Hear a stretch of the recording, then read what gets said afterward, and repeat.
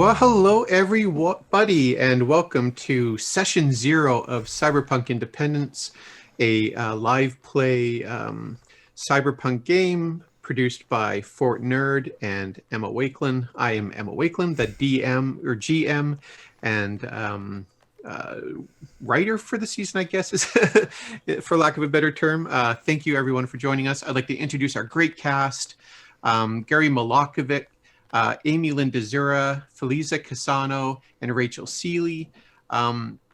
Just exciting cast of very talented people who we're going to explore the new Cyberpunk Red system by our Telsorian Games and hopefully entertain you as we entertain ourselves over the next few months.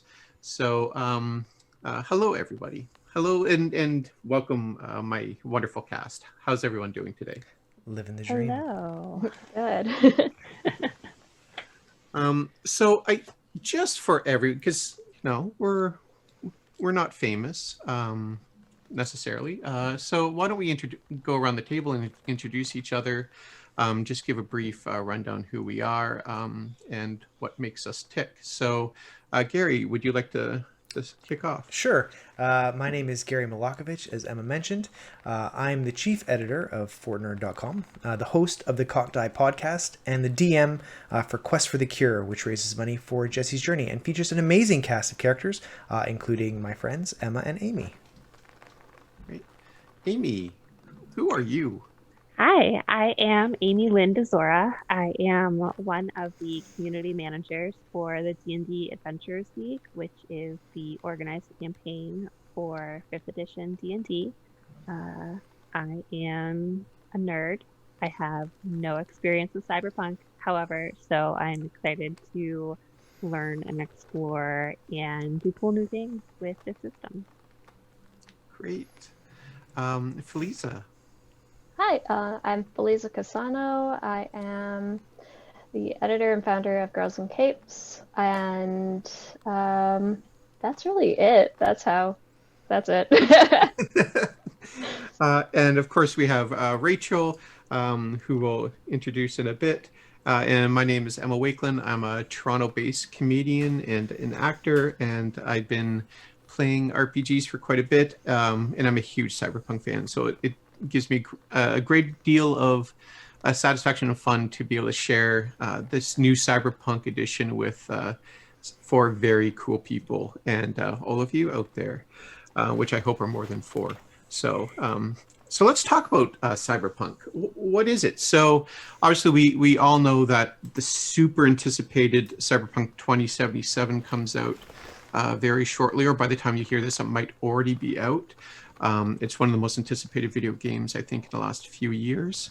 But I don't know if a lot of people realize that Cyberpunk 2077 is based on an RPG, a paper and pen RPG that really has been around for over 30 years. And probably the most famous iteration of that game is Cyberpunk 2020, which was sort of released in the very early 90s, so I think 1990 or 1991. And that's where I first found it. Was around 1992, without giving my age away. I think what was very interesting about Cyberpunk is that towards the late 80s and early 90s, role-playing games sort of had a prevailing attitude of there's a right way of role-playing, a right way of playing the game. And it was very stat-heavy. It's very strategic, almost like war gamey, more than role playing. And Cyberpunk was one of the first systems, I think, that kind of went away from that fantasy sort of genre, or even and I say that's either like sword and magic, or even Star Warsy. It was more gritty, more real, and it came out around the same time that Vampire the Masquerade did. So it sort of helped usher in a whole new era of role-playing where it was more gritty, it was more real, and it kind of was revolutionary that it did away sort of with these preconceived notions of how how you role play. So it was very exciting at the time, and it really captured the hearts of a lot of people. And it's very exciting to see it come back with Cyberpunk Red. So yeah, that was my introduction to Cyberpunk. I'm curious to explore sort of the role playing backgrounds of everyone here at the table, because I know that we've all taken very drastically different routes to role playing and discovering the joy of role playing. So if anybody wants to jump in and just kind of tell us how did you find role playing games? How did you get to picking up a dice and rolling it at the table? I have entered the world of RPGs to make friends, honestly. I 5th edition D&D was my first time playing any sort of tabletop RPG. My husband and I had moved to a new city and didn't know a whole lot of people. And in order to find kind of our people, my husband was like, "Do you trust me?" I'm like, well, I mean, mostly. He had been playing D&D since like 2nd or 3rd edition, and was like, okay, I think you'll enjoy this. Let's give it a try. And I played my first game and basically dove in with both feet. I have the most experience with 5th edition. We've tried other systems, so I'm excited to learn another one, to put another one in my repertoire. So will this be the first non-D&D system that you've played? It will not. I've tried some others. More recently, Blades in the Dark. I'm looking at the Cipher system. I just picked up that RPG book. I've got Esper Genesis on the shelf behind me that, like, I enjoy reading them and then not getting to play them. Not like really enjoy it, but I do like reading different bits and pieces, and my husband does the same thing. So I have general knowledge of other systems, but especially now, it's harder to coordinate to herd all of the cats to sort of try and get them all in the same place at the same time to give it a shot. But I think that's a common problem, or I guess it's not a problem, but a common theme with a lot of role players is that I would guess that the average amount of systems that a role player has is probably a dozen or so. I have dozens and dozens of systems ranging from aces and eights to GURPS to Firefly to Star Wars, but really it always comes down to playing the same systems for me, just because there's a familiarity there and a love. D&D obviously, but Cyberpunk, what has always been for me a system that I've gone back to time and time again. So it's very interesting you bring that up. What about you, Feliza? So my very initial experience role-playing was text-based role-playing on Gaia Online. Wow. So I'm a word person. I work in books. I've been doing writing a long time. And the character aspect is probably my favorite thing, like building a character, exploring with the character. The first actual tabletop game I played was at a workshop that Amy was running, actually. And it was so much fun. And I enjoyed it very much. Was that really your first? Yeah. I'm Yeah. like honored. Yeah, and so I was playing Adventures League here in Philadelphia pretty actively until we were not allowed to do that anymore. And since then, I've been DMing a D&D 5e campaign, and I've also been running a game basically throughout the whole pandemic of Good Society, which is a Jane Austen role-playing game, which was published by Storybrewers Role-Playing. It is, if anyone is into Jane Austen, which I feel like maybe the overlap between people who like Cyberpunk and people who like Jane Austen is a very thin margin, but if you're into it, it's a really great game. I could sign up myself and my best friend like right now for Jane Austen. So I would love to be part of that. There we go. It's funny. I'm involved in a community theater, and the last play that we did before we were shut down halfway through our run was Pride and Prejudice. and our set is still up at the theater all this time later. So I'm just imagining, oh gosh, we could play. I could sit on the stage and have the set in the background while we play. Oh, that'd be amazing. It'd be amazing. Yeah. And Gary, I know we've played together for a million years. And you have quite an extensive background in RPGs. Why don't you share with us a bit of your background? Picture it.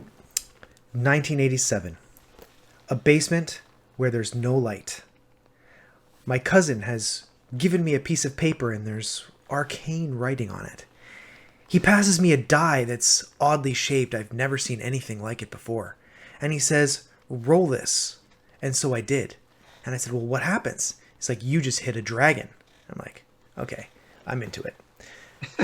So my cousin introduced me to first edition Dungeons and Dragons. And we played fairly well. We played a little while. And second edition came out shortly thereafter, and I learned that system as well. For a long time, maybe 10 years or so, we lost track of D&D. It wasn't something we did. But in the early 2000s, third edition had just come out, and I was looking to play Dungeons & Dragons again, so of course I did what anybody would do. I put a post on the internet saying, hey, I'd love to play Dungeons & Dragons. And I met some people, and they introduced me to what at the time was the third edition organized play campaign, Living Greyhawk, which is where, of course, I met Emma, who is an organizer in that campaign. And that's sort of where I fell in love. I wrote modules and played games and organized conventions. And in that, I played a few other systems as well. My favorite, of course, being Star Wars Saga Edition, which was also produced by Wizards of the Coast, which is, in my opinion, the pinnacle of the D20 system, as much as I love 5th edition. And, of course, I'm playing Dungeons & Dragons Adventures League fairly regularly as well. We're hosting conventions and games, and it's been an experience with a whole bunch of role-playing, but mostly Dungeons & Dragons. I know we played Shadowrun for a while, but this will be my first experience with Cyberpunk, and I'm quite excited about it. Yeah, I'm so glad you brought up Living Greyhawk and Adventures League, because I think one of the beautiful things about both has been its ability to broaden, I think, the experiences of D&D beyond just getting together with a few friends. And as increasingly as I think you get a little older or more established in careers, that becomes harder and harder to do. And one of the beautiful things about Adventures League and one of the beautiful things about Living Greyhawk when it was around is that you had that ability to go into a store or go to a convention and be able to play with strangers, but still have a shared experience and rule set. And it's a beautiful thing, actually. So that's my way of saying great job, Amy. You do a wonderful job. You're making my little AL heart so happy right now. Yeah. And I'm hoping, I sincerely hope that Cyberpunk Red sort of sees. I mean, it will never. Listen, D&D is always going to be the largest and most popular game system out there, but I'm hoping that Cyberpunk gets the love and sees an organized play in the future. So hopefully we'll put that bug in Maximum Mike's ear to create a Cyberpunk organized play. But my experience actually is not too far off from Gary's. It was in the early 90s, and I remember I was at my mom's house and with my stepbrother at the time. Had been playing for years, and I saw his books, and I asked him, what is this stuff? And so that night he introduced me to D&D, and the very first D&D session I had was with my stepbrother, my mom, and my stepdad, and we played Castle Amber. And the very first encounter I had, we walked into a room where there were a bunch of gnolls sleeping on the ground, and I gingerly walked up and poked them. And I remember my mom laughing how dumb that was. And of course we got into our first combat. So from there, obviously introduced my friends to D&D, and we fell in love with second edition, and then Cyberpunk came along.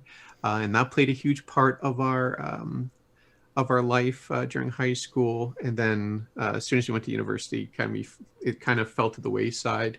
And then just like you, Gary, I discovered third edition and Living Greyhawk through the internet, and that really helped bring RPGs back into my life. So it's kind of cool to come full circle with Cyberpunk again, and being able to share that with new players. So very excited that we have a variety of levels of experience and sort of backgrounds with RPGs. I think this is going to be a very exciting project, and hopefully it lasts for quite a bit, because I think we're going to have a lot of fun.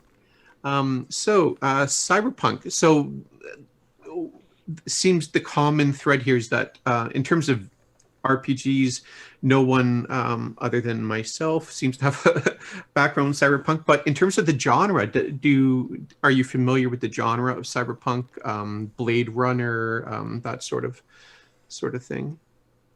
Yeah, a little bit. I know. Nodding your head quite dramatically, but yeah, please, Gary. Sorry, I cut you off. Oh, no, it's okay. I have a little bit of an experience with the dark future and post-apocalyptic reading and whatnot. So I've read the Cyberpunk Red cover to cover already, and so I like that. I just sort of like what we're getting into. I just curious to see what you have in store for us, for sure. And I'm glad you brought that up. We were very lucky that our Telsorian Games, who are very supportive of live play, and I think they're taking a very proactive approach to marketing their game, and they very generous in sharing with us Cyberpunk Red before it was about a month before it was released. So it gave us an opportunity to get familiar with the system before we did our podcast. So beautiful book, and they've done a great job. Amy, how about your experience with cyberpunk as a genre? Very sort of tangential. My reading habits and gaming habits previously don't really align with that dark, gritty future. I'm more of an optimist personally, so I like happy endings. And not to say that Cyberpunk doesn't have happy endings, but it is a little darker than I typically go for. So I'm kind of excited to have this sort of edgier experience. It's going to be a little out of my comfort zone. It's not always going to be like puppies and rainbows, and I'm here for it. So that's great. We'll give it a shot. Perfect. And Feliza? I've been reviewing science fiction and fantasy for years, probably about 7 or 8 years at this point. So while I haven't ever been super into cyberpunk as a genre, especially like film-wise, I am familiar with a whole bunch of different cyberpunk or cyberpunk adjacent novels. Probably one of my favorite is a novella by S.B. Divya called Runtime, which is about cyborg racing. So that's kind of what I was thinking. I was like, oh yeah, cyborg racing. I'm going to make a note to read that. Yeah, that's one of the cool things about getting to know Feliza and Amy is getting these recommendations for reading material. So I have a page of stuff to add to my library, so it's very exciting. It's interesting you bring up the point about hope and optimism with cyberpunk, because I think, yes, certainly with the lore and the world that Mike Pondsmith, who's the creator of Cyberpunk, the role-playing game, not the genre, but the role-playing game, has created, that there is still that element of hope in optimism there.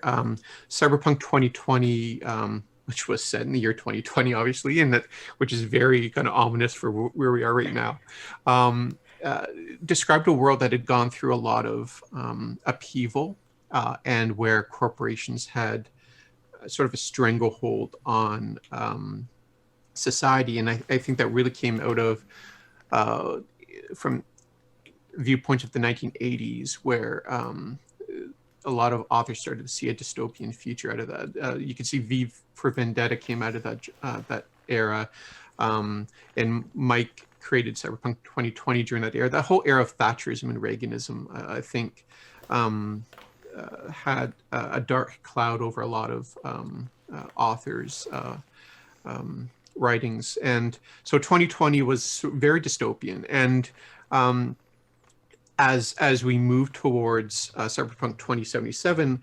Cyberpunk Red is sort of in the middle of that, where after there had been the fourth corporate wars, which really upturned an already upturned world, and Night City, where Cyberpunk is focused, and that's where our story will be unfold, experienced a nuclear explosion that kind of wiped out most of the city and ushered in this era of the Red. But I think what's underlying this whole Cyberpunk Red is that there is sort of a hope that things can be rebuilt out of the shadow of corporations, and I really like that idea, and that's where Cyberpunk Independence comes in, which is our story. And as we explore that world, I don't want to give too much away just yet, but we're going to start in a very sort of downtrodden area of Night City that I've called Letitia Heights, which is a nice little call out to a neighborhood where I grew up in Barrie, Ontario. But so I love stories about people overcoming oppression and trying to find freedom and thrive in such times. So I think that's going to be an overarching theme for our game as we go forward. So I'm glad you brought up that hope and optimism, because I don't want to lose that in our game, because we are gonna. Cyberpunk is very dystopian and can be very dark, but I think we always want to have a little bit of hope in every story that we tell. So let's talk about our characters. As we explore Cyberpunk, we're going to do it obviously through our characters. That's what a role-playing game is. Let's talk about what kind of characters you've come up with. Gary, who's your character? Okay, so my character is a Rockerboy. He is somebody who believes that people, as you mentioned, need hope. And he sees the world as it exists as trading in hope as a commodity. And he doesn't believe that hope is a commodity. He believes that people are predisposed to owning their own hope, and that it isn't something that should be bought or sold. So he is a very focused on bringing people back to this idea that hope is something that they can possess because of all of the corporate wars and the time of the Red that set a lot of people back and caused a lot of challenges for the world. He is building a following on the data pool of people who believe, like him, that hope is not a commodity. It is an essential right for all people. And his name is Cicero. Cicero, very historic. So you mentioned he's a Rockerboy, which is one of the rules or classes in Cyberpunk. What is a Rockerboy? Rockerboys, they can be musicians, they can be storytellers, they can be poets, or in my case, they can be cult leaders. They're generally what you might consider to be a face character. So they're usually able to convince people to do what they want to do using a force of personality. That's cool. And so what type of storyteller is he? Is he a rock star? Is he a spoken word type performer? He's an orator. So okay. He doesn't make music. He doesn't write poetry. He's able to weave his message through powerful orations talking to people about the things that really matter to them, which is why he's able to develop this following, because he's speaking to them an essential truth that he feels they've been denied for too long. Okie dokie, that sounds fascinating. Amy, tell us I about your character. I am bringing Tab, who is a tech, sort of like the MacGyver of the Red, sort of tinkering and building and adapting and changing little bits and bobs that she finds either off of people or things that have been discarded. I believe she's might be currently working on a drone companion for one of our fellow players. She's doesn't know a lot about herself and about her history, so part of her exploration is going to be learning more. She didn't grow up very well educated, so she likes to read a lot when she can, or learn, and just sort of devours knowledge and then uses that to hopefully better herself, to increase her worldview. That's very cool. And one of the interesting things about Cyberpunk is it doesn't have an alignment system, unlike D&D. So in terms of, I mean, if we were to use a D&D-ish alignment for Tab, where would you see her? Probably a little chaotic neutral. Which for Cyberpunk is probably good. Neutral is probably good, and good is probably unrealistic. But yeah, that's interesting. Taming the chaos with or aiding the chaos with technology. I love it. Probably a little bit of both. Changing what she's able to change, given her limited skill set. Yeah, gotcha. That's very cool. Feliza, tell us about your character. Sure. So I will be playing a fixer who goes by the handle of Alleycat. And Alleycat is very determined to get what she wants, and she's not afraid or even reluctant to tell people what they want to hear so that she can get it. Awesome. And she, because of her fixer role, she can kind of get whatever other people want for a price. And she is fully willing to talk her way into or out of basically anything. So talk to us about a fixer. That's again one of the roles in Cyberpunk. Probably another kind of face character. Yeah, tell us about the fixer, the role, and how you see Alleycat fitting into that. Sure. A fixer really is sort of like a middle man, middle woman type character. So you go to a fixer, you tell them what you want, the fixer gets it for you or takes you to a person who can get it, very often for a cut of some kind.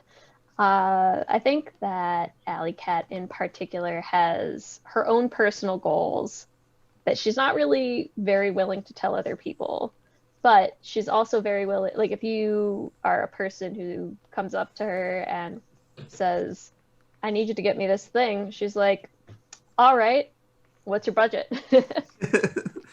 I love that. One of my my favorite sort of tropes in World War II fiction and in stories is that person you can go to say, I need a case of wine or a case of whiskey. What and Klinger and Radar during MASH was a big part of that, right? Radar could always get what the doctors needed by trading and cajoling. So I love that idea. That's pretty cool. Yes. And Rachel, who will be joining us, I believe is playing a netrunner, which is one of the roles in Cyberpunk. Very much the idea of using the internet or using computers to assist the party in their goals. One of the criticisms of Cyberpunk 2020 was that the net running system was very complicated and tended to take the focus of the party out of it, because the net running was almost a separate mini game or component to the game that did not necessarily flow well with in-person gaming or with a team. And I think that over the last couple of decades since that's come out, the folks at Artusorian has really come up with a great way of fixing that and coming up with solutions to make sure that the Netrunner or the that whole system was very much part of the team and wasn't removed from the game at the table. So I think they did a really good job of doing that, and we'll explore more of that when we talk to Rachel. So it's great to see the makeup of this table. One thing I noticed that we're a little short on is maybe a little combat capability. So I think I'm going to create an NPC to help the party stay alive. Sort of be the muscle. Combat's overrated. We're just going to talk them into doing what we want. And then if we can't talk them into doing what we want, Rachel's character will hack them into doing what we want. And if that doesn't work, then Amy's going to get their stuff broken down. And if Amy needs some technology to do it, then Feliza's character is going to make that happen for us. So combat's overrated. That's what I have to say. No, combat will hardly ever be a part of the Cyberpunk experience. Yeah. Okay. No, but Cyberpunk is famous for being a very deadly, having a very deadly combat system. I think they have not necessarily toned down the deadly, but they've made it a little bit more survivable. Recognizing, I think, that storytelling in characters or players becoming attached to the characters is a little bit more in line with modern gaming than maybe it was 30 years ago or the such. So characters are no longer disposable, for lack of a better term, than they were maybe in second edition or the first edition of Cyberpunk. So I think having just a backup or NPC that you can call upon for cavalry might be in line. So we'll talk more about we'll organically meet that person through gameplay rather than me kind of bore you guys with details about that now. So one of the famous things about Cyberpunk is the life path system. It's a hallmark of the system where you explore the background of your characters. I asked the cast to create their characters, but to leave the life path aside because we wanted to experience that together in their session 0. So we all kind of gained a little bit of information on each other and had some fun, because life path is probably one of the best parts of Cyberpunk. It's the most fun. So we're going to try it out and see if this is compelling. And if not, we'll edit it out. But at least we'll have some fun ourselves. So the I will leave cultural origins up to you to decide. I think that's a personal decision. I don't necessarily like to just leave to random chance. But although if you want to roll for it, you can, and then we'll go into personalities and although, again, I think I'll let you decide what the personality of your character is. I don't think we necessarily need to, so you can choose that from the list, and then we'll go into dress and personal style and then backgrounds and such. So let's randomly choose who goes first. I'll roll a D6 with the new fancy dice that I got from Legendary Pants. So Gary, you're 1 to 2. Amy will be 3 and 4, and Feliza 5 and 6. So Amy, I rolled a 3. Right. All right. So let's go along the life path, which is page 44 on, or starting on page 45 of the book. do you want to share with us the cultural origin of your character? I stayed to what I know. I chose Eastern European, being that is my primary given own cultural origin. Yeah, fair enough. And any particular Eastern European background or just generic Eastern European? Um, in a dream world, I'd actually be able to go back to the old country and speak Slovak to my family who is still living there. So let's do that. Okie dokie, that's cool. And tell us about your personality. I am, or well, um, Tab and I are sort of a little shy, but a little silly at the same time. So I think she's gonna have a personality, a little standoffish at first when she doesn't know you, doesn't trust you, doesn't know what you can do for her. Mhm. But then once everyone sort of warms up together, you get to see a little bit more of her playful, chaotic, more warm side to Yeah. her. So in cyberpunk terms, you would almost say shy and secretive a Yes, little. I believe Nice. so. Awesome. Let's have some fun with dress and personal style. Do you want to roll or choose? I miss my bubblegum pink hair. Okay. So I think I have to my hairstyle will definitely be pink, but will be glad to roll for my clothing style. All right. Well, let's roll a d10 and let's see what your clothing style's Absolutely. like. That's a 2.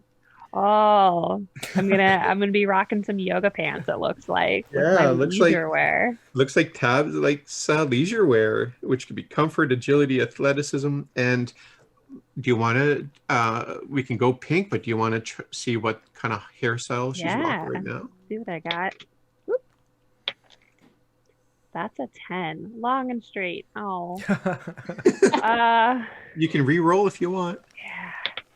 All right. That's a 4. Wild and all over. That sounds a little more Tab like, since All she's right, cool. in the middle of her creations. She might mess it up. Let's roll to see what kind of affectation you're never without. Strange fingernail implants. Mm, I'm intrigued. so am I. We'll have to investigate that down the road. Maybe that helps me manipulate my little text. Oh yeah, maybe there's like a little, like a screwdriver or That'd be something. cool. Yeah, that'd A be little very cool. blowtorch fingernail. They'll be like interchangeable and like put the new one on. Swiss Army fingernail. That's great. That's pretty creepy, but I love it.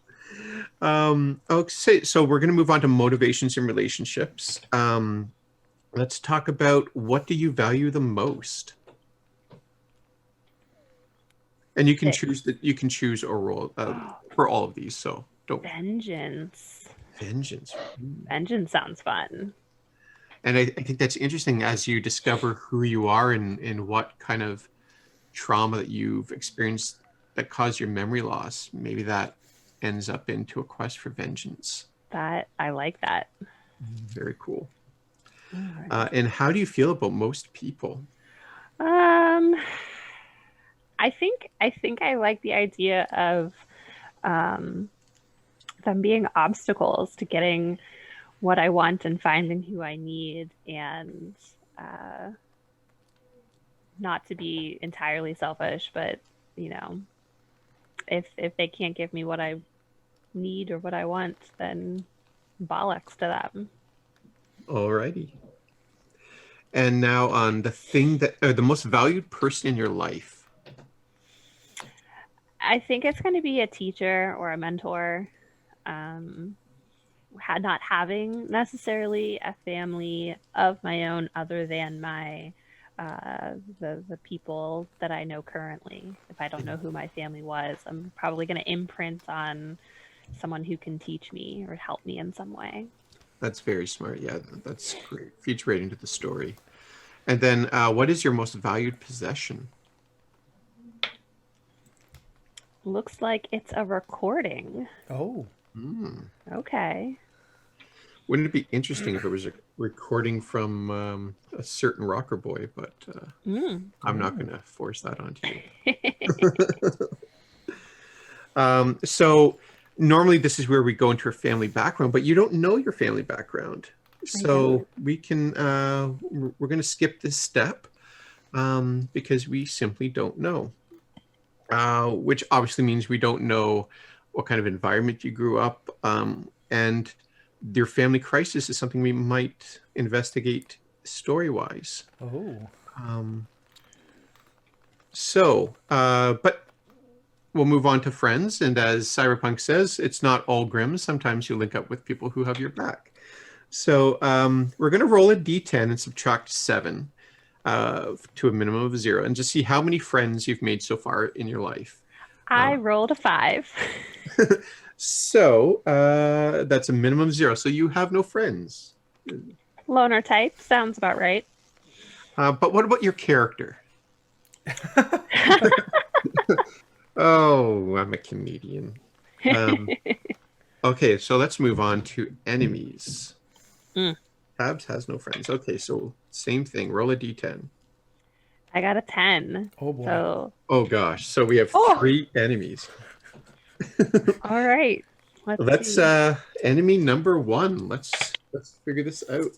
5. A person working for me. Oh. Okay. Okay. And what caused it? Another 5. Oh, one of us deserted or betrayed the other. Ooh. I like to think that I'm too nice to betray someone for now, but maybe. So they betrayed you, and maybe we can figure out down the road why did they betray you. And what can they throw at you? What resources do they have? Themselves and a few friends. Next enemy is a childhood enemy. All right, so that might be one that you don't know about, or your character doesn't know about, but your good old GM does. So, what caused it? It looks like one of us caused the other to lose face or status. Oh. So maybe I put them down in front of their friends or made them look bad. Okay, and what can they throw at you? Ooh, just themselves, and even they won't go out of their way. I love it. So, like, maybe we just had like a fight over a library book in 3rd grade and never forgave each other, like a Barbie. They might be one of those plot points where you figure out a little bit more about Tabs's background. I love the life path. There's so many little plot points that come up. It's such a great idea. And let's roll your last enemy. An ex-lover. Ooh. You just don't like each other. So maybe it's one of those love-hate relationships. And they can throw a powerful corporation Oh boy. at us. That is not great. Well, You're we could welcome. definitely work together to try to flesh that relationship out. And I think I think particularly with ex-lovers and such, or partners, as a GM, I don't want to take player agency away from you. So I think that's something you and I we can talk about offline and Absolutely. work that out. So that's fantastic. Okay, so the next step is sweet revenge. The first one, who was the person that works for you, what are they going to do about it when they see you? Avoid them. Okay, so a bit of avoidance there. And what about your childhood friend? Backstab them indirectly. Oh. And your ex-lover? Give me some murder. I'm going to verbally attack them. That sounds about right. Let's see if you've had any tragic love affairs. Other than the one that works for the corporation. My lover mysteriously vanished. Oh. Everyone leaves me in my life. Well, let's see if you've had any others. So roll a d10 and subtract 7. Let's see if there's actually we'll subtract 8 because you've already had one. So we'll see if there's any others. I rolled a 1. So no. So this ex-lover who you just didn't like and has mysteriously vanished with a powerful corporation is your tragic love affair. And then the wrap up. Let's see what your life goal is. Yeah. You can either choose or you can roll. Ooh, I like the idea of hunting down those responsible for my miserable life and making them pay. Yes. Love it. All right. And now, back in Cyberpunk 2020, this would probably be the end of the life path. Although we did it for each year of your character's life. So it was, it could get a little out of hand if you had like a 40-year-old character, which I did once. And after 2 hours of rolling up life path, I'm like, I no longer want to play any role-playing games for the rest of my life. But what's cool about Cyberpunk Red is now they've added some career stuff to your life path. So there's role-based life paths. And for the techie, which is on page 58, we're just going to check a little bit about Tabs's background and life path as a tech. So what kind of tech are you? And this is page 58. Again, you can... Crazy inventor is really speaking to me. Perfect. So Tabs is crazy inventor. And what's your okay, so got a partner or do you work alone? I think it's just me. Just you? All right, you work alone. What's your workplace look like? Let's roll on this one. So it's a D6. Everything is color coded, but it's still a nightmare. That sounds about right. It's way on point. And who are your main clients? I work for myself and sell what I invent and repair. Very cool. And where do you get your supplies? Other than Alleycat? Let's find out. I have a local fixer bring me supplies in exchange for work. Well, it looks like that it makes sense that local fixer is a certain Alleycat. So I love it. And who's gunning for you? An old client who thinks I screwed them over. Love it. All right. Well, that was Tabs's life path. I thought that was kind of cool. Yeah. Those are definitely not some choices that I would have made for myself if I was building a character. And do you think that's a good thing or a bad thing? Absolutely a good thing, because I don't want to be the same character all the time. I mean, sometimes I do, but not here. Yeah. That's great. I think that's one of the really cool things about Cyberpunk Red. And it was one of the first role-playing games that did that. Although Traveler was famous for being one of the pioneers in that. Although, I mean, there's infamous stories about people in character creation having their character die within character creation. My husband just started a Traveler game like a couple of weeks ago, and I think their character creation session between like 2 players and the GM took like 3 hours or something. Yeah, it's madness. I once created a character in Traveler that did 50 years in prison. Oh, wow. So they were 70 years old at the start of the game. That's amazing. Yeah, they just could not get paroled. I love it. So let's check out the life path for Cicero. So in terms of cultural origin, tell us about the background of Cicero. So Cicero is straight North American, just a normal English speaker. Okie dokie. And your personality? He is intellectual and detached. Again, but what about your character? He too is intellectual and detached. I'm playing to type. That joke is never going to get old, is it? No. No need to comment. Okay. All right. So clothing. Do you want to roll or do you want to choose? No, I am going to roll my legendary pants Heisenberg dice because they are cyberpunk style. 8. What is 8? Gang colors. Oh, okay. No.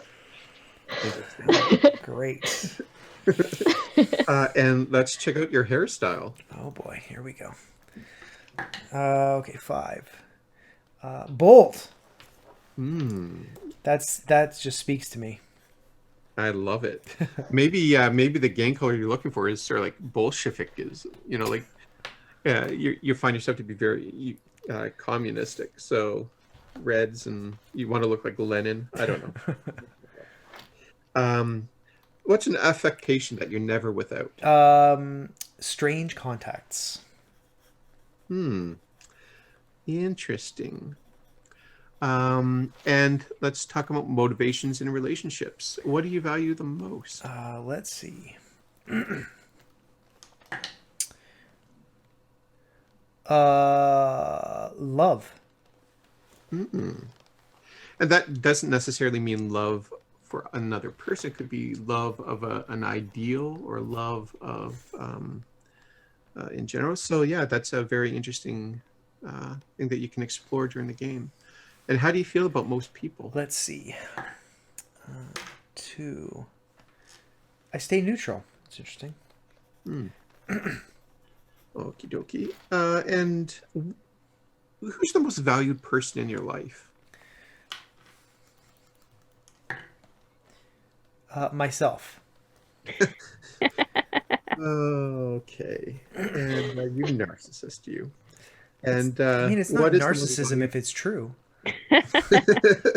What is the most valued possession you own? A tool. A tool. A tool kind of related to your role as a rocker boy.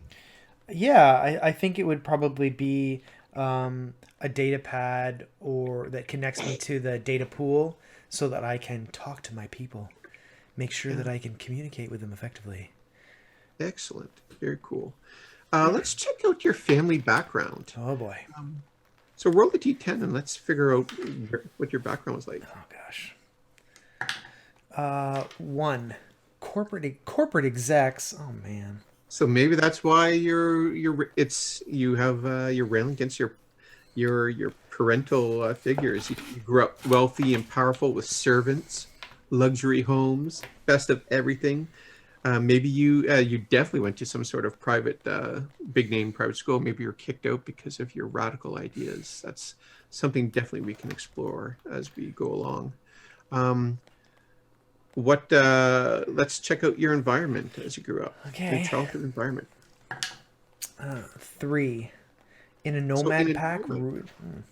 So we have to somehow in the story, or as we enter the story, kind of reconcile how did a child of corporate execs end up in a nomad pack roaming from place to place? Did you run away? Were you kidnapped? Interesting. Well, maybe the answer there is in the family crisis. So roll me a d10 and let's see what. 7.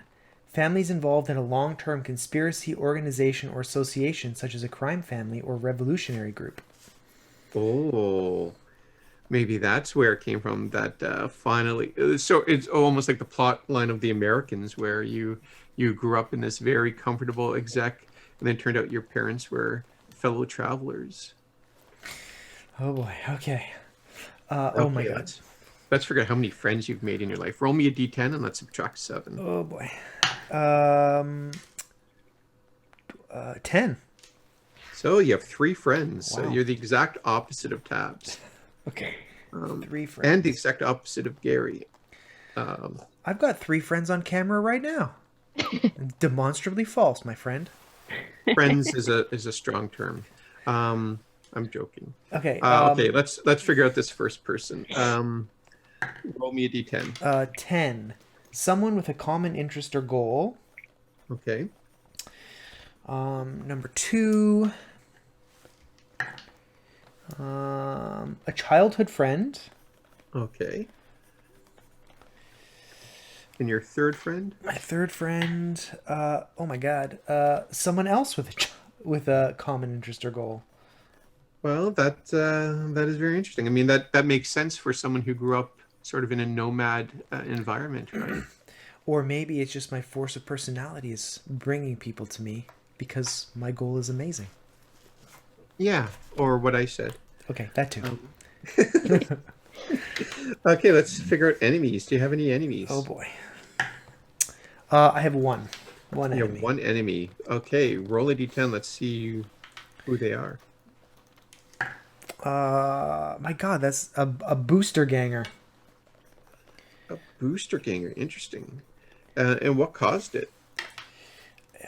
The booster ganger dislikes me because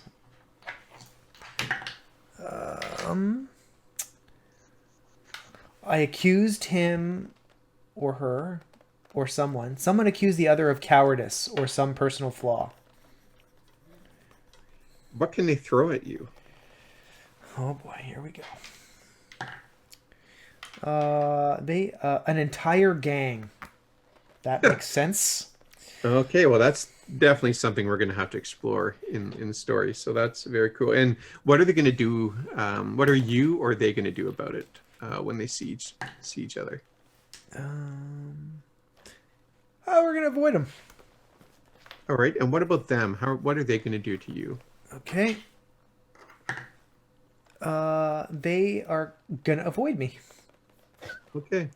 And okay, let's see how many tragic love affairs you've had in your life. 3. Oh my gosh. All right. Well, that makes sense as a rocker boy, I guess. All right. So the first one, what happened? 5. My lover was kidnapped. Okay. And what happened to your second lover? Jeez, this is like a PSA for not dating me, apparently. My lover was killed in a fight. Oh gosh. And then your third lover? I hope my girlfriend Allie doesn't watch this show. My third lover is imprisoned or exiled. That's very cool. All right. So many cool things we could do. And let's wrap the personal life path up. Roll me d10 and let's see what your life goal is. Fame and Okay. recognition. All right. So that was a really cool kind of look at the background of Cicero. And now let's look at your professional life. Okay. So Rockerboy, what kind of, well, we know that you're an orator. Yeah.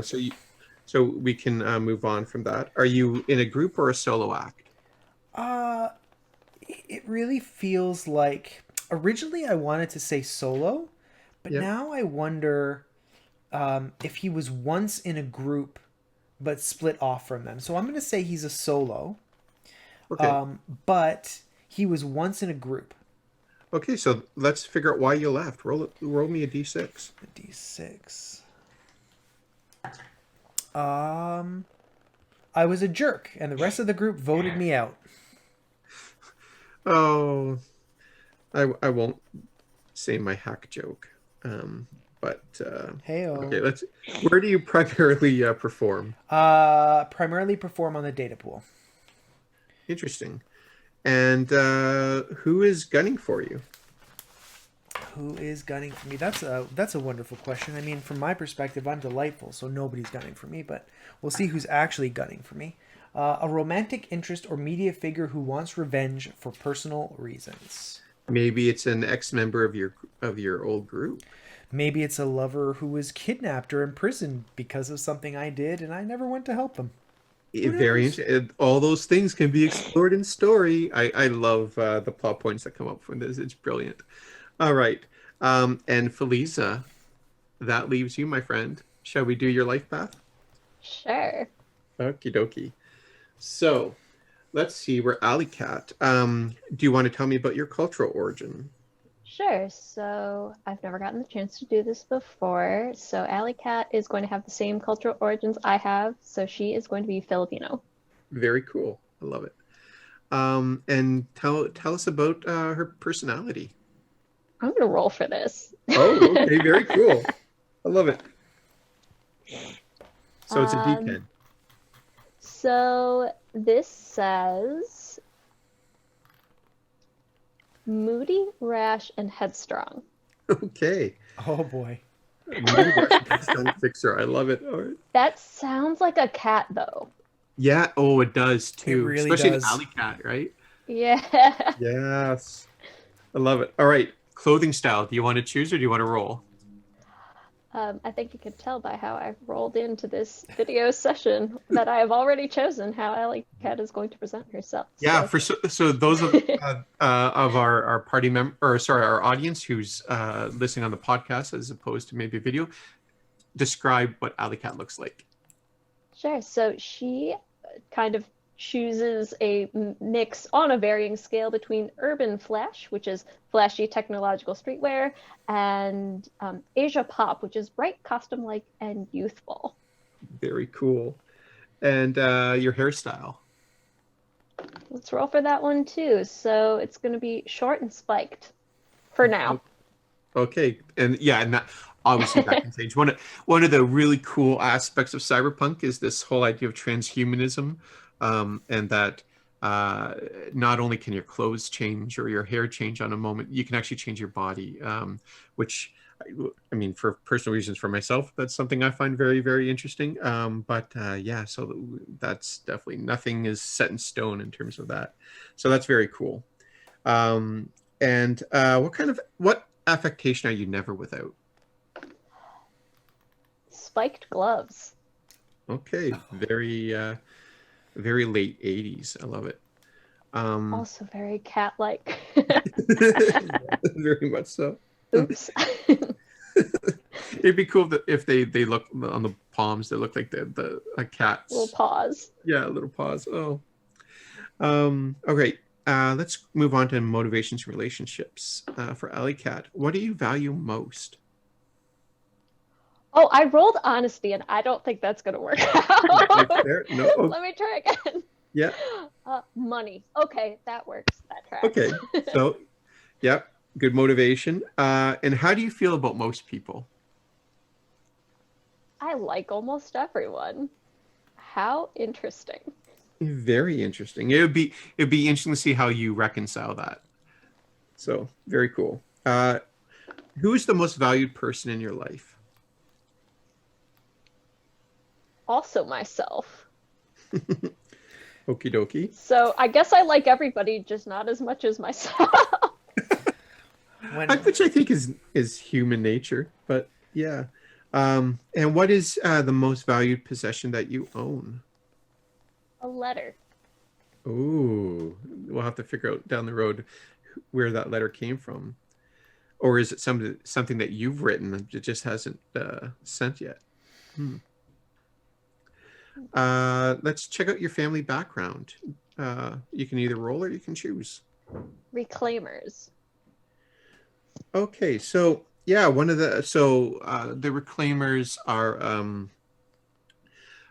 they're like pioneers. They're people after the Fourth Corporate War who decided to rebuild.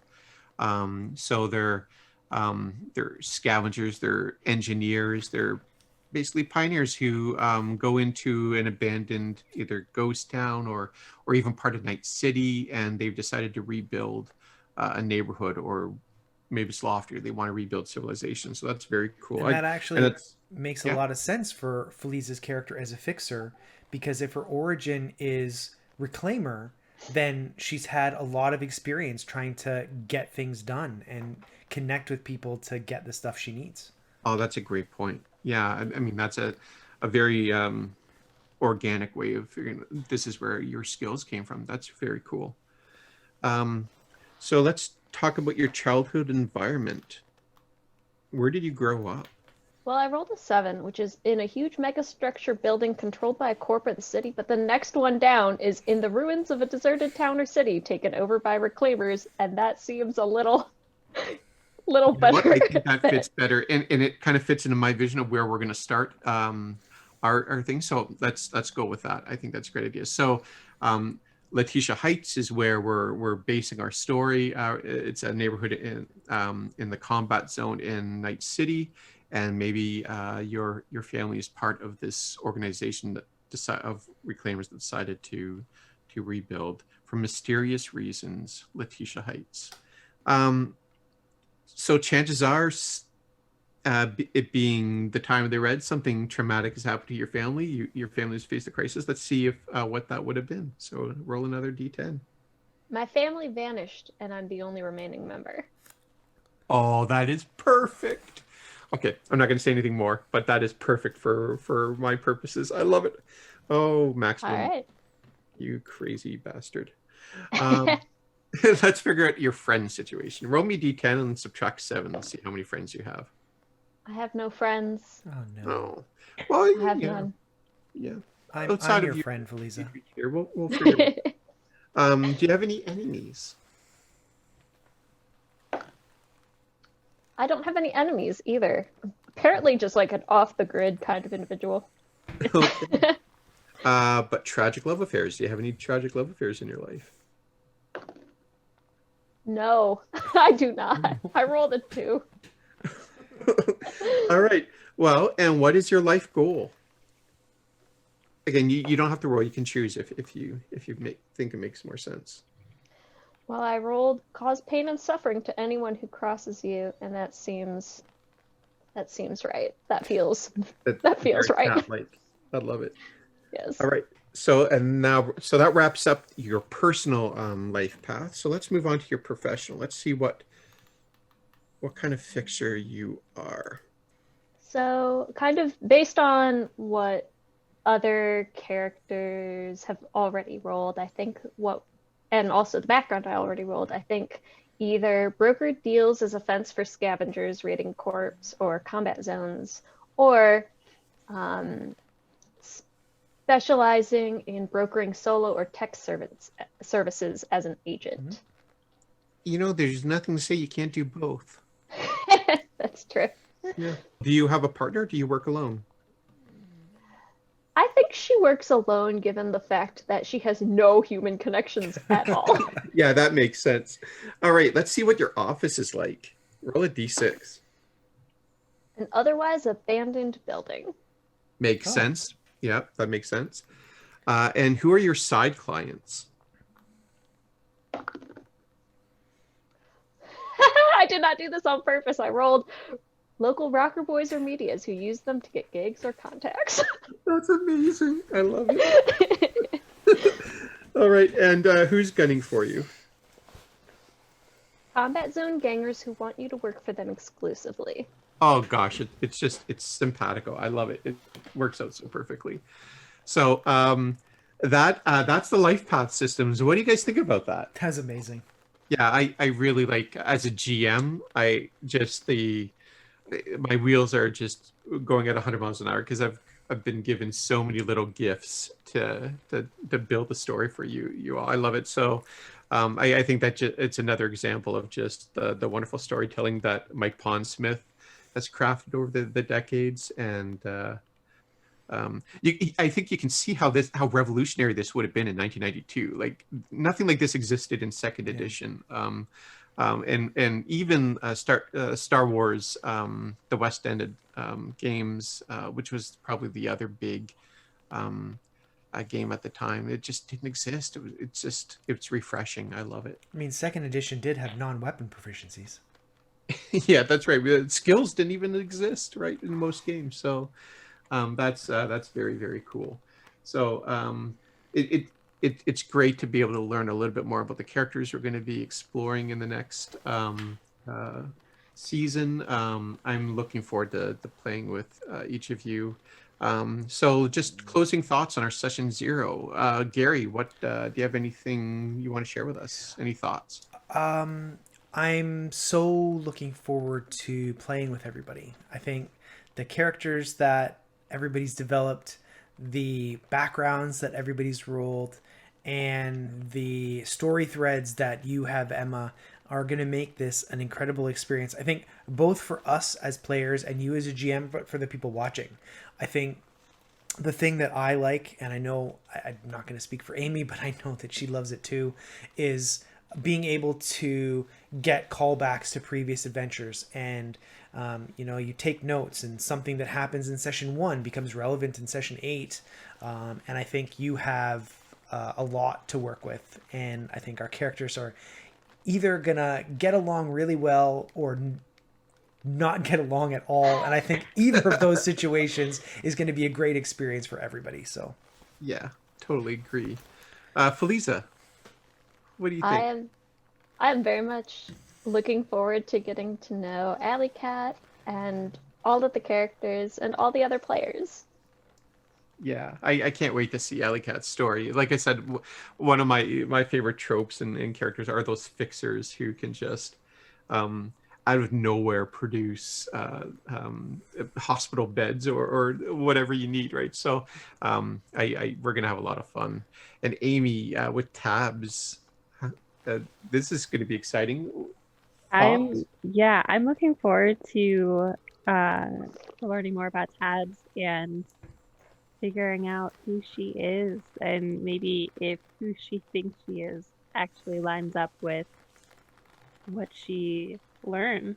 Um, like Gary mentioned, I have a notebook that I'm going to be using for our campaign. I've taken so many notes here that I'm going to transcribe. So I think Tabs is going to keep her disorganized but color coded life in a similar notebook that she keeps with her. And in case it comes in handy, information can be just as powerful and valuable as tech.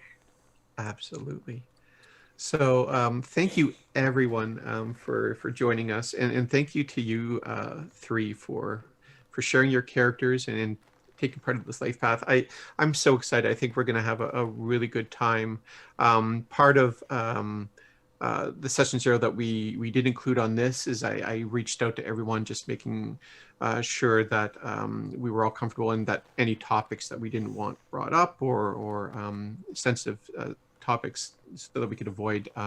So we did that, and we won't talk about that obviously, but I think that's an important part of a session zero for a campaign, just making sure everyone's on the same page in terms of what we'd love to see at the table, but what we don't want to see at the table. So I think as a GM, I made sure that I reached out to everyone, and everyone was so cool at getting back to me on that. So I'd like to thank Artus Lorien Games for one, creating this awesome system. It's been a big part of my life for almost 30 years. And to see it come back as a tabletop role-playing game, in addition to the video game, which I'm super stoked about, it's just very exciting and rewarding for me. And to be trusted with an advanced copy of the Red, it's really cool. So hopefully we can do you justice, Maximum Mike, and Jay, who is the community ambassador for. He's been very supportive and proactive in giving us what we needed to get this project off the ground. So I look forward to seeing where we go in the next few months, in this hopefully first of many seasons. And thank you for everyone for joining us. And we're going to record our first gameplay session very shortly, and we'll get that up in the next few weeks. So looking forward to it. So goodbye, everyone. We know that bold taste isn't what you expect from kibble, but all that changes with Continental Brand's Kiwi flavor, now with 50% less cardboard aftertaste. The Kiwi Kibble. Experience the exotic. Warning, no more than one serving per day. If you experience nausea or poor digestion, contact your physician and seek medical attention immediately. Hey everybody, I'm really excited to be chatting tonight with Rachel Seeley, the fourth player in our Cyberpunk Independence game. Unfortunately, Emma's feeling a little bit under the weather right now, so I'm going to take her through the character introductions for her character for the campaign. Rachel, first, why don't you introduce yourself to everybody who may not know you? Hi, I'm Rachel Seeley. I am a D&D/TTRPG player and a streamer and an actress. I'm all over. So, Rachel, I know that you've played a lot of different RPGs. What's your general experience level with RPGs? Like, have you played a bunch of different systems? Have you been mostly confined to one or two? I've played a lot of D&D, and I can say for sure that's the one I understand the best, but I've played a ton of them. On Geek and Sundry, I was playing a bunch. I've been in like Tales from the Loop and Numenera and all sorts of things. So I feel like I've played a broad sample of them. More likely than not, I've played it. Very cool. Yeah. What are your thoughts on Cyberpunk? Have you played Cyberpunk before, or is this going to be your first time in the game? This is my first time, but it's a genre that I really like if it's done a specific way. Cyberpunk in terms of like Max Headroom, which is one that I keep talking to Em about because I love Max Headroom so much, and like Blade Runner, that sort of genre of cyberpunk has always been really fascinating to me. So even though I haven't played the TTRPG, I know some of the media sort of around it. Very cool. And what's your character going to be like? Have you settled on the character you're going to be playing? I have thought a lot about her, and I'm really excited. So why don't you tell us a little bit about the character first? What's your role going to be, and who is she? So I'm playing a netrunner, a little hacker, Okay. and her name is Beatrice Kidman, but her code name online is Billie the Kid. I love it. I love it so much. I felt like when we were doing our pre-session 0 and you said that name, I felt like the name that I had picked wasn't cool enough. So I had to go back to the drawing board and come up with something better. I mean, my cool is a 6. I'm just saying. Wow. Pretty good. Pretty good. Pretty good. And who is, so she's a hacker. What are some of her strengths? Who is she? She's actually quite a bit of a loner. I was rolling for a bunch of stuff for her, and she does what she does kind of just for the fun of it. Mm-hmm. I was rolling like, what kind of netrunner are you? And the thing I ended up with was I just like to crack systems for the fun of it. So she's kind of like, even though she's in her late 20s, she still kind of acts like a belligerent little punk. Okay. Which doesn't mean that she doesn't get along with people very well, because she does. She has a pretty high empathy. But she's kind of just like a little rascal character. And her house is like full of equipment. There's one corner that looks nice for if she wants to, be a public face, but then the rest is just screens and wires, and there's not necessarily a bed as much as there's like a workstation. She's a little bit of a pack rat in a way. Okay. And I'm sure there's sort of gadgets and whatnot that allow her to go different places and hack into different things. Oh, for sure. And I know Amy's character, Tab, Amy mentioned that she might be making you some sort of drone because there's some sort of connection there. Why don't you share the origin of that with everybody? So Amy and I haven't really talked about the origin of our characters' partnership or friendship or whatever it is, but we did. I remember vividly because we passed it by Emma and she said this was okay. She said that Tab could build me a mech. So yeah, that's awesome. Maybe I'll have a mech at some point and I'll just be a mobile hacking station. Yeah, I think a lot of our partnership comes from her creating things that I can then hack into or program so that she creates the body and I create the mind in a way. That's very cool, and I'm just sort of going to be standing off to the side watching the two of you solve every problem. It's like, they got it. Yeah. We were joking about, Emma was joking about how we might need some assistance on the combat front because we're generally more or less not combat oriented. So, but if you two put your minds together, maybe you're going to be able to help us through some of those problems. Although, I'll be honest with you, I did increase my handgun skill in the intervening time because Emma was worried about our survival. Our survival. Yeah, I would be too. I haven't gotten that far yet in character creation, actually, but I wanted her to be able to have a couple ticks in that so that she can defend herself if she gets, pulled out of cyberspace or whatever. What do you think is going to be Billie the Kid's relationship with cyberware? How chipped in is she going to be? Is she going to be mostly human like Tab who resists cyberware, or is she going to embrace it wholeheartedly? She's going to find a happy medium. I think she takes great pride in her humanity, and she knows that anything can be hacked. So the less that you have in your body or on your person that can be hacked, the better off you are, because she also wants to remain relatively hidden when she so desires. So I think she's going to have maybe one or two, but not too many. She's gonna stay clear. Yeah. Okay. That's fair. I mean, but are you gonna have the brain thing that connects you directly into the net? Yeah, I think she's gonna have that like neural shunt. Yeah. Cool. What else might Billie the Kid get up to? How is she going to get into trouble, and how is she going to get out of trouble? Like, I mean, where do you see those two things ending up? they're going to be the same thing. She's going to get herself into trouble by hacking things that she shouldn't, or breaking into things that she shouldn't. She's going to just go into the Pentagon and be like, haha, your secrets are mine, and then leave the exact way she came. And she's going to get herself out of all of her problems by hopefully being a good hacker. And then like covering up her tracks and finding a back door that she can pop out of easy. Yeah, that's very cool, because my character has no tech skills whatsoever. So she's going to be completely hiding behind you, talking to people. Sure, I can be able to talk to people. Yeah. So we talked a little bit about how she's going to get into trouble, or how she's going to get into trouble, how she's going to get out of trouble. Is there anything that you think might surprise people about Billie the Kid as a character? So she's obviously going to be a hacker, so she's going to have a lot of skills and technique, and she's going to be really smart, and she's going to be cool. But is there something that you think might surprise the audience about who she is and how you're going to play her?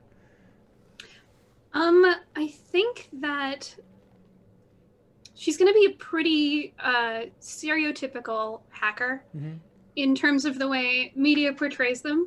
But I also think they might be surprised by how quickly she can also physically get out of problems. Okay. Because her dex and her tech scores happen to be very high and the same number. Awesome. So she's really dexterous. She's able to like catapult herself out of situations, or like do some pretty good acrobatics out of a bad place.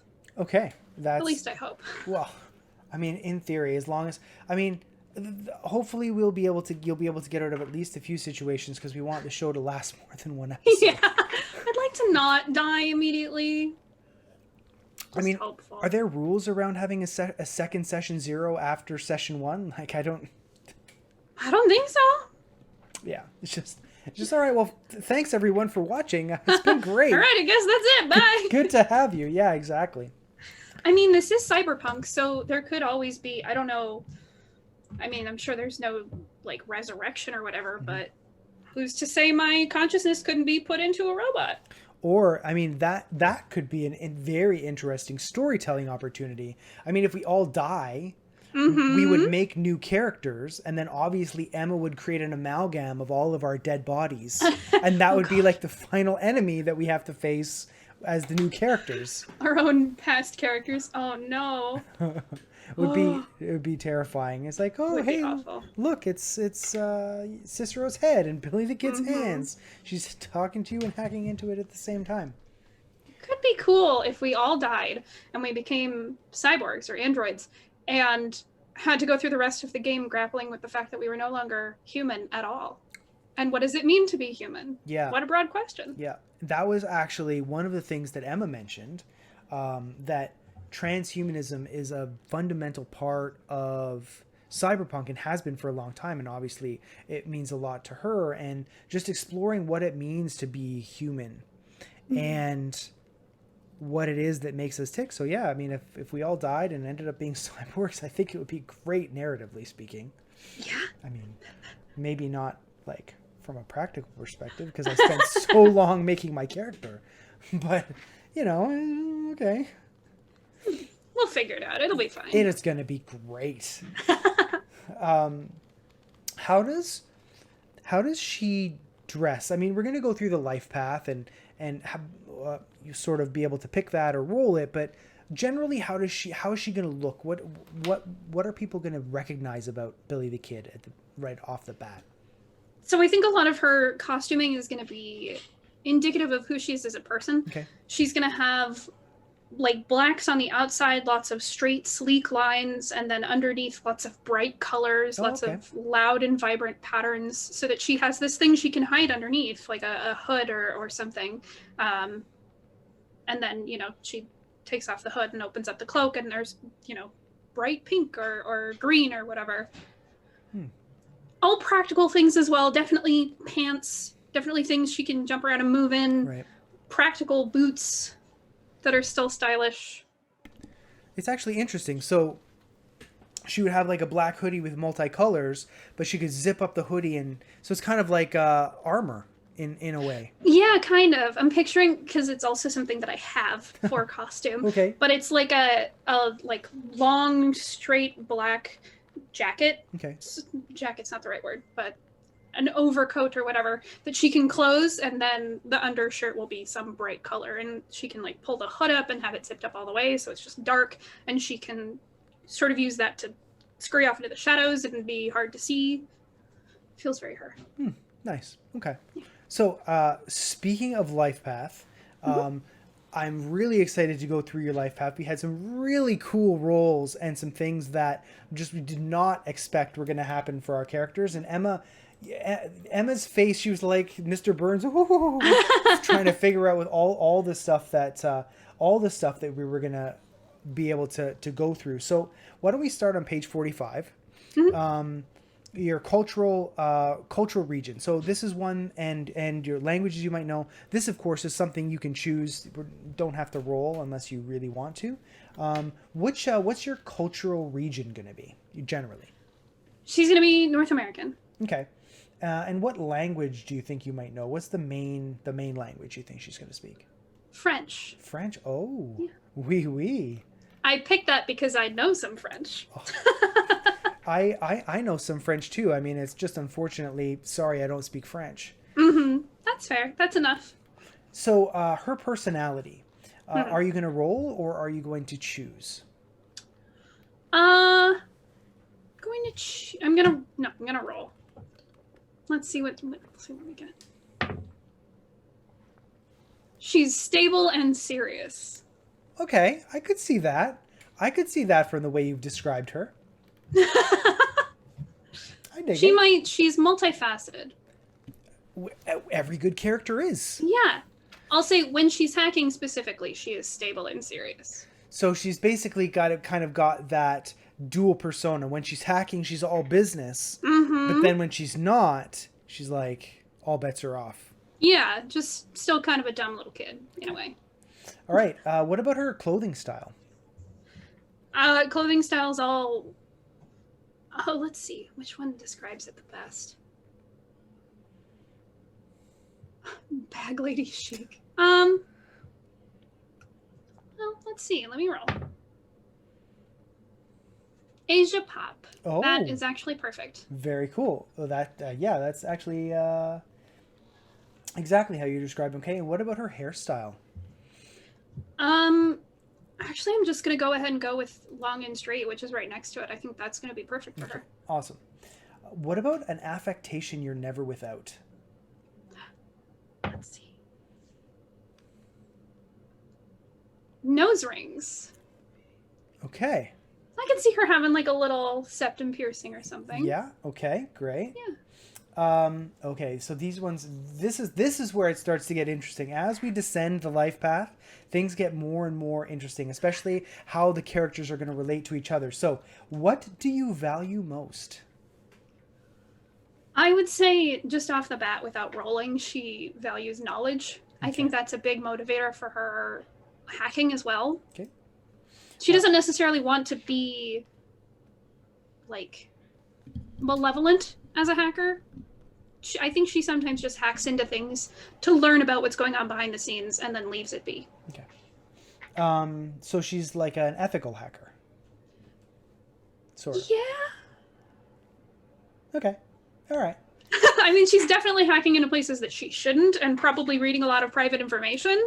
Yeah. Okay, that's fair. But she doesn't do anything with it. She just wants to know. Okay. How does Billie the Kid feel about most people? I'll roll for this one. She hates most everyone. Oh, that makes sense. Great. Wonderful. This is going to be lovely. Okay, what do you who's the most valued person in your life? Let's see. No one. Okay, great. This is just getting better and better. Okay, and what is your most valued possession? A letter. Ah, Hmm. and I know that Emma will be very curious to explore who is the letter from and why do you have it. Those two things are going to be very key to the story as things unfold. All right, now thinking about your original family background, who are your forebears? Are they corporate executives? Are they a ganger family, a nomad pack? Are they reclaimers? Are they edge runners? She got edge runners. That makes sense. Okay. Your home was always changing based on your parents' current job, a luxury apartment, an urban con-opt, or a dumpster if you're on the run. Food and shelter ran the gamut from gourmet to kibble. Yeah, I could see that. I could see that based on how you've described her. Cool. Okay, what was your childhood environment like? That's right. In a nomad pack with roots in transportation.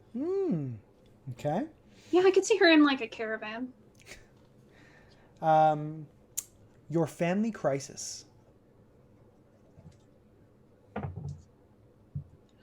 Your family lost everything through betrayal. Ooh. Ripe with story hooks. Okay, now here's where it gets interesting. So how many friends do you have? Roll a d10 and subtract 7 to a minimum of 0. You can have negative friends. Rolled a 1! Okay, so you have 0 friends. I mean, I'm your friend. I just don't count as an NPC friend. Okay, now how many enemies do you have? Same thing. Roll a d10 and subtract 7. I rolled a 2. Okay, so no enemies either. So we can skip that because we don't have any revenge. All right, now, tragic love affairs. Once again, roll a d10 and subtract 7. How many tragic love affairs has Billie the Kid had? She rolled a 1 again, Okay, so... all right, so none. Okay, now, the wrap-up. What is your life goal? To live down my past life and try to forget it. That's interesting. I think that makes sense.